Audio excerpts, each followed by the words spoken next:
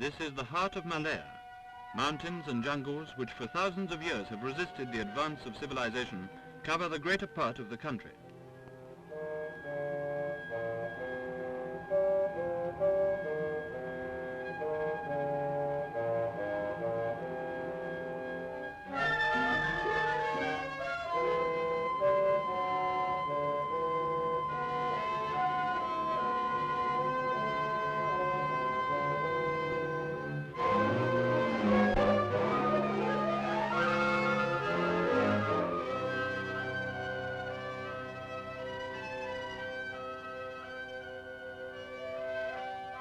In the jungle live the tribes of the Sakai, the original inhabitants of the peninsula. These people still pursue their primitive ways of living. Their principal weapon is still the blowpipe and poisoned dart, with which they kill small animals to supplement their daily diet of rice and vegetables.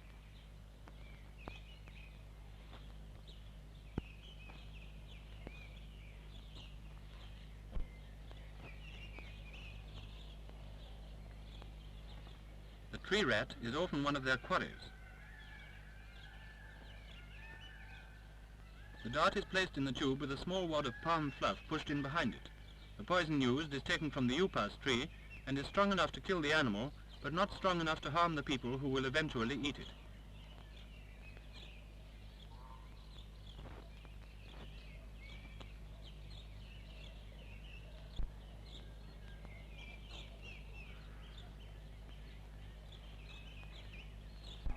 The Sakais are still a nomadic race. One of their principal means of travel is by raft, which they propel along the swiftly running streams.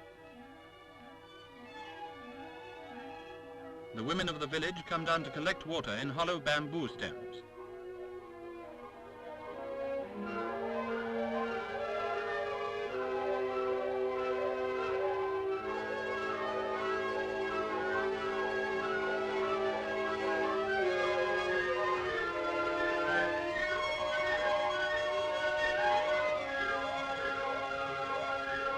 They carry the water back to the houses, which are built on stilts as a protection against wild animals. The Sakais plant their crops in clearings in the jungle and move on to fresh encampments when the soil has become exhausted. They lead a communal life, the work and possessions of all the tribe being shared by everybody.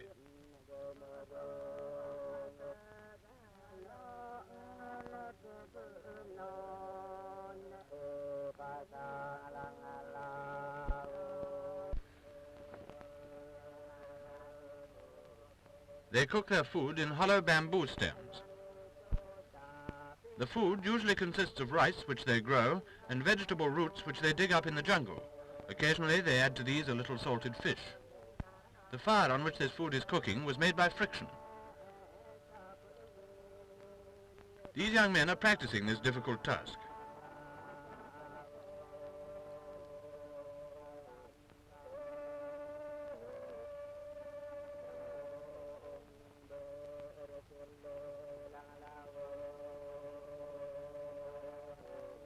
Thin strips of wood are rubbed vigorously against a piece of bamboo.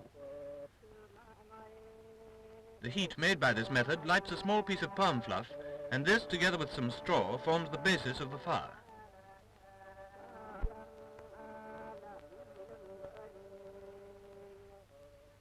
This is a village of the Sakai, the first of the 5 faces of Malaya. The Malays themselves are descended from the Sakai, Mongols, and southern Indians. With their love of pomp, they have adopted many ceremonies from the ancient rituals of India.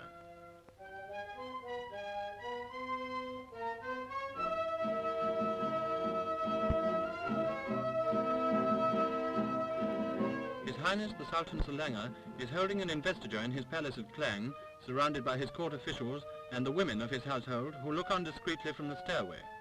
His Highness is receiving homage from his new chieftains. Each chief has to perform a certain series of movements, and if he makes a mistake, he becomes an object of ridicule, one of the most serious things that can happen to a Malay.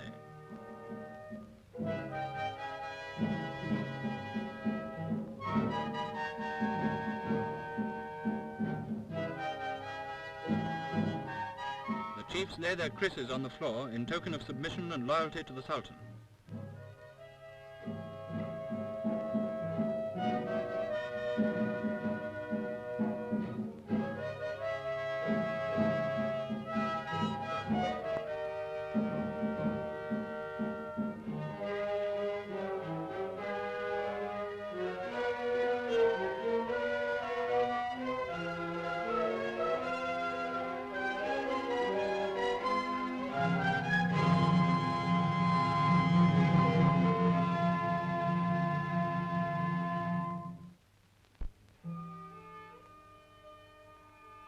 The early Malays were fisherfolk who settled on the coast, building their houses among the palm trees close to the water's edge.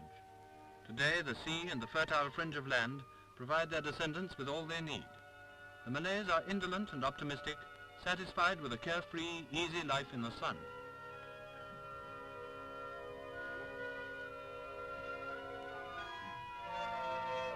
Today, as their people have done for hundreds of years, they sit on the seashore, gossiping and mending their nets.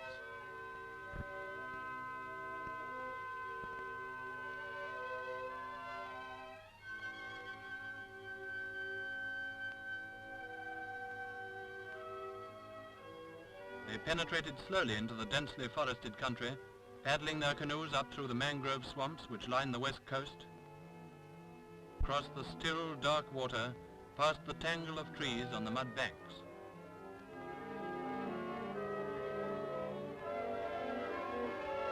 Inland, they fish on the broad rivers, using weighted casting nets and keeping a wary eye for crocodiles.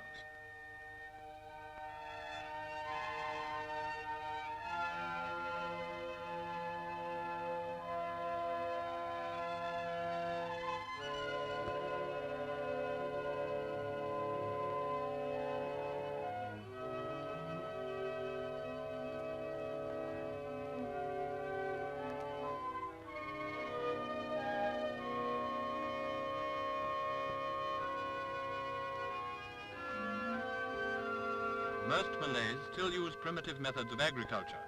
To irrigate their rice fields, they build water wheels which are turned by the stream.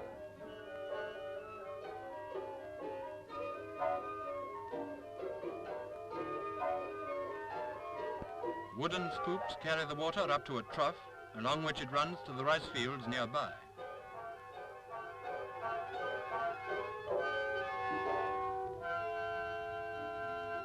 At harvest time, the whole village works in the fields. The reaping, like so much of the work in Malaya, is done by the women.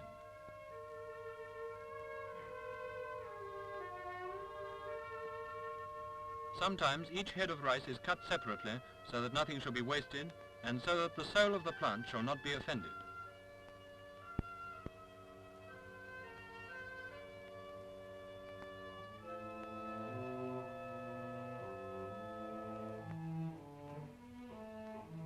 The men are gathering the stalks and threshing them, a more wasteful but quicker process.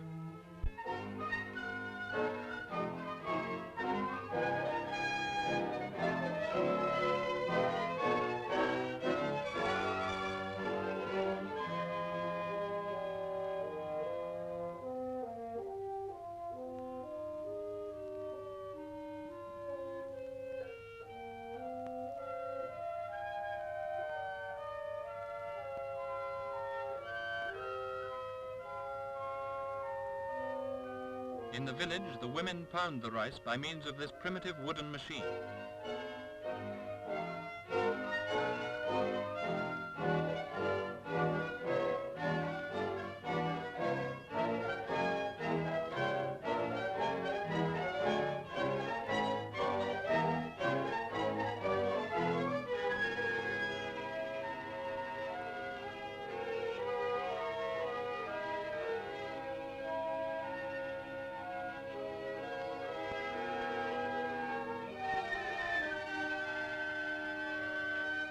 After it has been pounded, the rice is wet.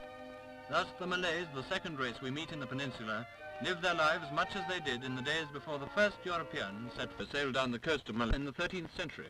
But it wasn't until 300 years later that the country was really visited by Europeans. The Portuguese, sailing out on the last of the great crusades against the Mohammedans, were the first to land at the harbour of Malacca in 1509. They were captained by Diego Lopez de Sequeira. The Malays thought that the Portuguese were white Indians and crowded round them, pulling their beards to see if they were real. But later the Malays attacked them, and de Sequeira had to sail away. 2 years later, Alfonso d'Albuquerque came to avenge this insult to Portugal and besieged the town.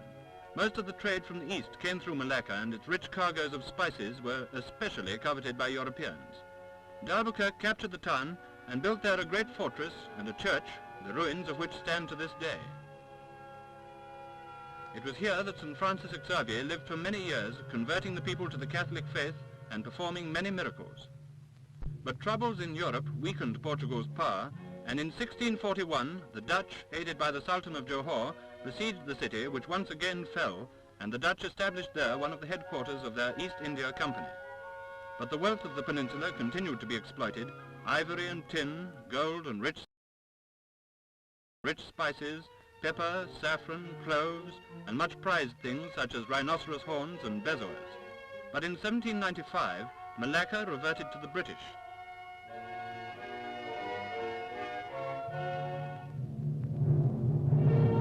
Nine years earlier, Francis Light hoisted the British flag on Prince of Wales Island, which is now called Penang.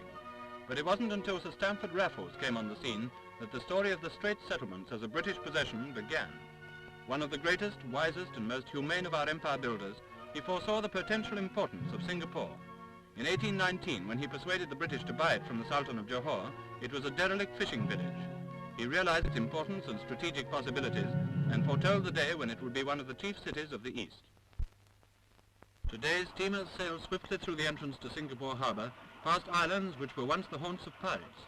Wang Taoyuan, a Chinese trader, writing in 1349, said, "When the Chinese junks come back from the Western Sea, they get out their armour and padded screens, for of a certainty 200 or 300 pirate ships will come out from the villages to attack them." The pirates were not finally swept from the sea until less than 100 years ago. Raffles' words have come true. Ships of all kinds from every part of the world bring their rich cargoes safely to Singapore, the Lion City.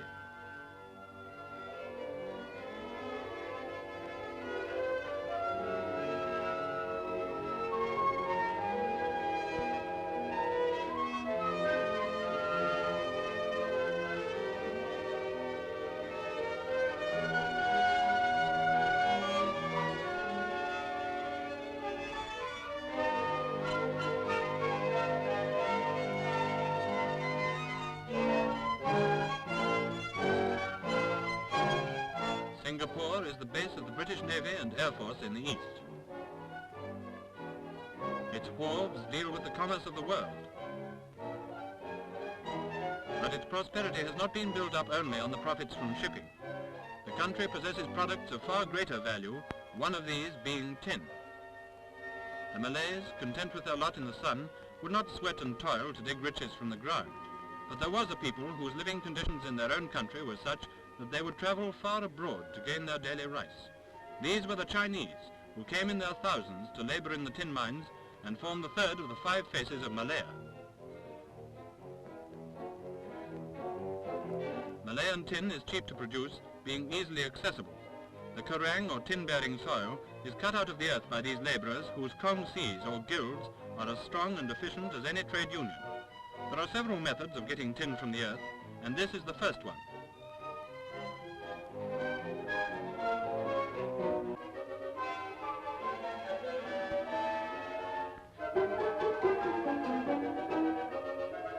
The earth is beaten away by the force of the water, washed to the level of the mine, and sucked up by these pipes.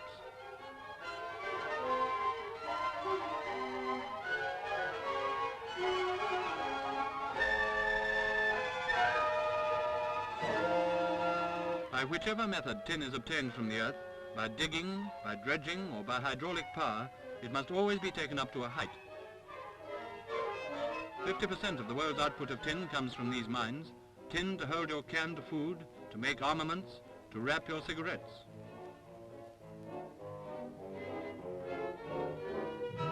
The water runs down over these sluices and the soil is carried away. The heavier particles of tin sink to the bottom, and after they have been washed and dried, they are loaded into sacks and taken to the smelting works. In 1849, 22 rubber seedlings brought from Brazil and nursed by the experts at Kew Gardens were taken to Malaya and planted as an experiment. The descendants of these 22 seedlings now cover 3.5 million acres.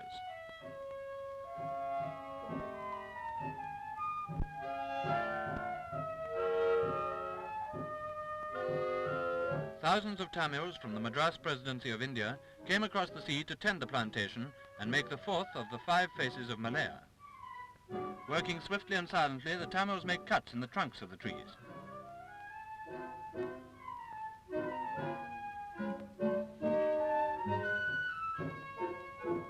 From these cuts, the liquid, milk-like rubber flows into small bowls. Half the world rides and walks on Malayan rubber.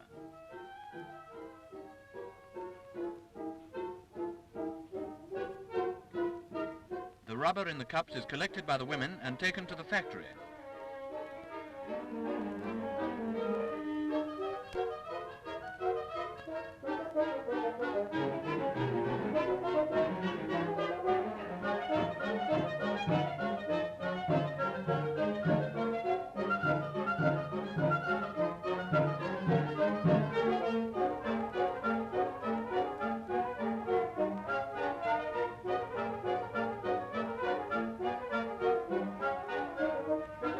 Here, the rubber is coagulated in a solution of acid and allowed to set.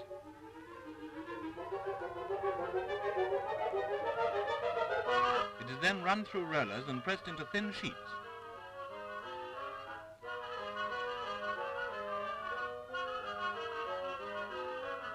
These sheets are hung out in the sun to dry.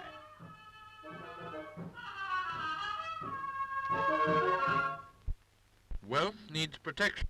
Squad! Unfixed! Phoenix!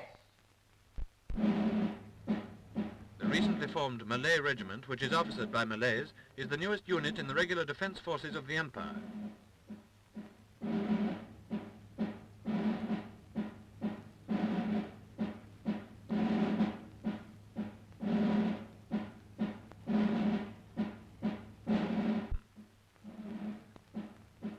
The British were the fifth race to settle in the country, and they brought it its peace and prosperity.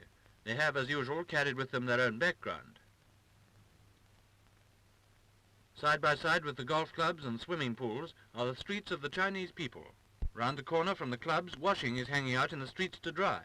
Such towns as Kuala Lumpur, Taiping and Ipoh have been created largely by a prosperity which is based on tin and rubber. But the old ways of living continue. The rickshaw driver still plies for hire, sweating between the shafts. He runs along the waterfront at the foot of the great buildings where new industries are being planned. Tea has been successfully introduced into the country. The plantations are tended by Tamil labor, and only world economic conditions prevent Malayan tea from becoming a great industry.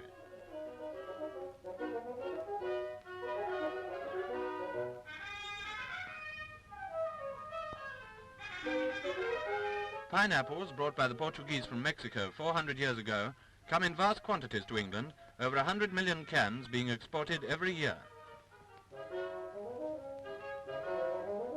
The old industries are being modernized. Copra, which is obtained from the coconut, is the third most important of the country's products. Deep in the jungle are many varieties of valuable timber. The Malays will work at jobs which require skill and which are exciting and interesting.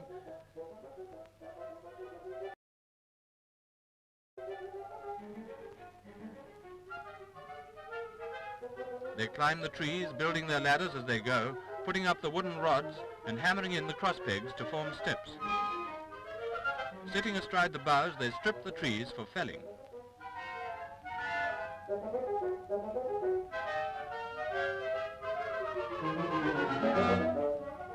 Medicine and sanitation are conquering the diseases of the tropics. Modern communications have brought Malaya within 8 days of London by air. The water power of Malaya is being harnessed to provide electricity for the development of the country. The sultans of Malaya have adopted Western ideas.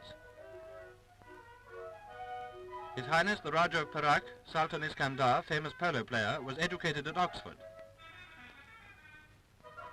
The Sultan of Pahang, the ruler of a large estate, plays tennis with an official. The children of Malaya are being educated. Early in the morning, they walk sedately along the road towards the school. On the left, form, platoon. Police are recruited from among the Malays.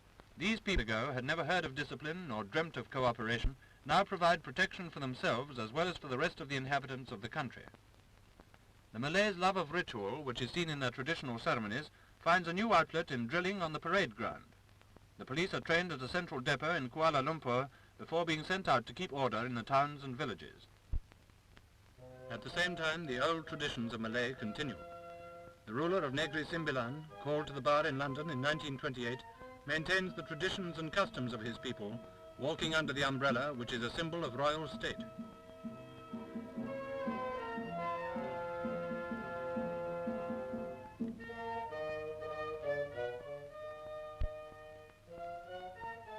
The Mohammedan faith still strengthens and upholds the Malay in his daily life.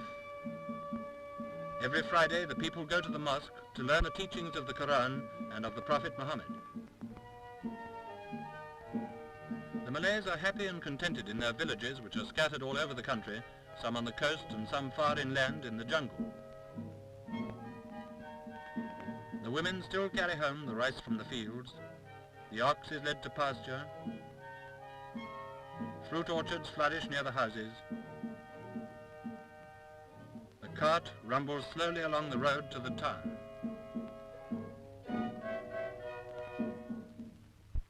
Western ideas haven't altered the old customs. A Malay wedding is celebrated on 2 different days. The bride is not present at the first ceremony, which is the actual marriage, but is represented by her nearest male relative. 2 or 3 days later, the bridegroom and his friends come to claim the bride. Now is the time for feasting and enjoyment.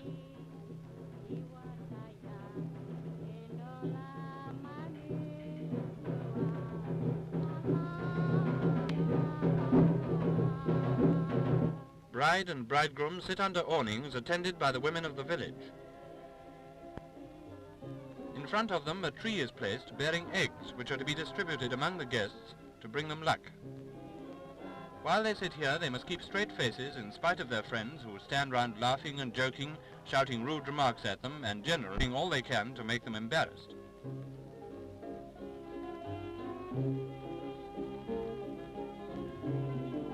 The bride and groom feed each other with yellow rice in token that they will always be faithful and help each other. I lose a pearl, amid the grass it keeps its hue, though low it lies. I love a girl, but love will pass, a pearl of dew that slowly dies. The character of the Malays is well expressed by his games, at which he likes to excel. A game which is popular in certain parts of Malaya is the rock slide called Mengalungcho. The men sit on banana leaves and slide down across the rocks, guiding themselves with their hands and feet, trying to steer straight through the first pool at the bottom into the second. Sir Stamford Raffles said, "There is something in the Malay character which is congenial to British minds. There is a spirit of personal independence and a high sense of honour which distinguishes these people. His words are true today." Another game, SEPAK, is played with a hollow wicker ball which is kicked high into the air by the players, the object being to keep the ball from dropping onto the ground for as long as possible.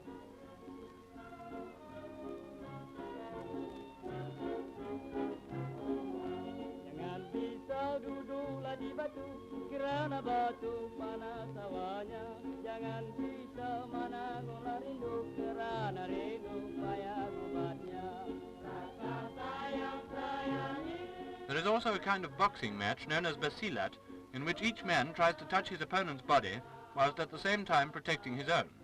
The principle is similar to that of fencing, but the hands and feet are used instead of weapons.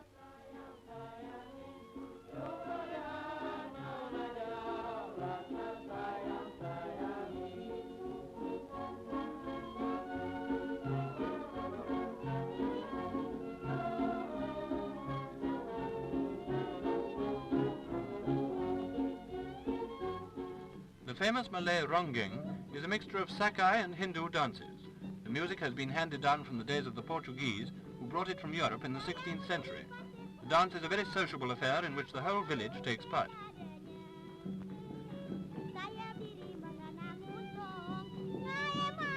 The women are generally professional dancers, and their job is to dance for the whole evening and give the men an opportunity to show off their steps.